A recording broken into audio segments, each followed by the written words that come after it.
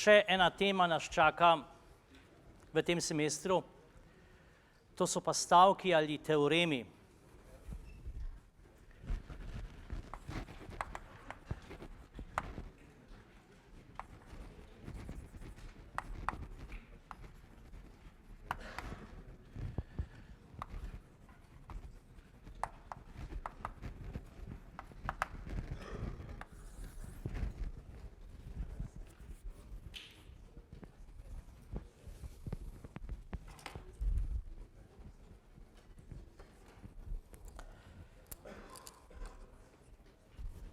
Stavki ali teoremi.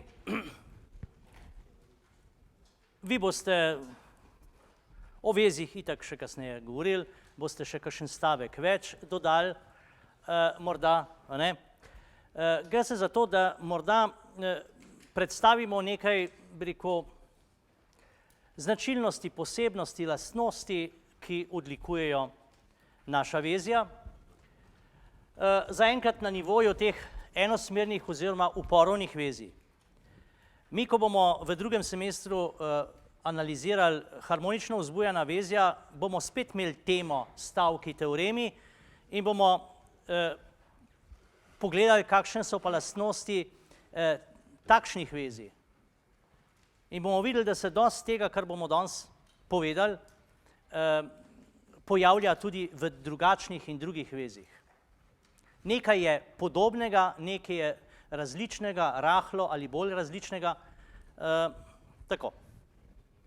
No, mi bomo tule omenili 6 stavkov, obravnavali pa 5 stavkov šestega, to je recipročnost, si boste sami pogledali, boste pa o tem itak še v vašem študiju dosti poslušali.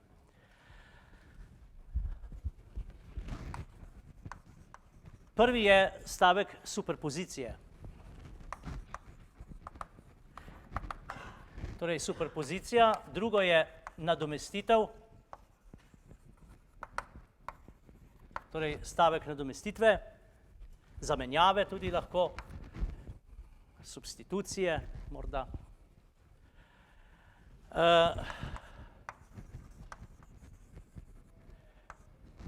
Tretji, ki ga omenjamo, bo telegenov stavek, zadnjič sem ga že omenil ob močeh, ki smo jih računali za vezje. Četrti bo pravzaprav nekak dvojni stavek, stavek Thevenina in stavek Nortona. Veliko je sorodnosti, saj bomo videli, tako da bom kar pisal Thevenin, Norton.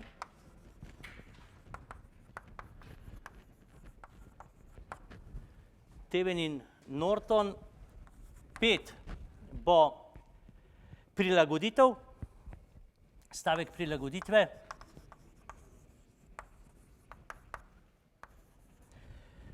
No, kot rečeno, kot šesta bo pa recipročnost. Oziroma neke vrste vzajemnost. Ta zadeva je aktualna pri dvouhodnih vezjih, pri četveropoljih.